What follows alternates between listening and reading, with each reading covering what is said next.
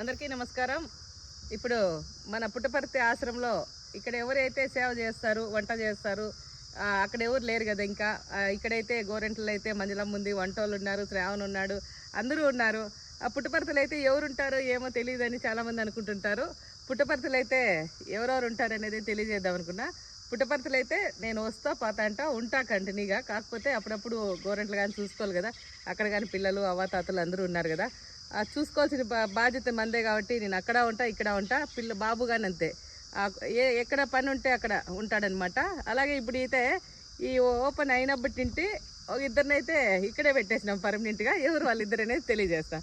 ఇక్కడ ఉంది కదా మరేమక్క, రమ్య, వీళ్ళిద్దరు అయితే మన ఆశ్రమం ఓపెన్ అయిన రోజు నుండి ఇప్పటి వరకు ఇక్కడే ఉన్నారు.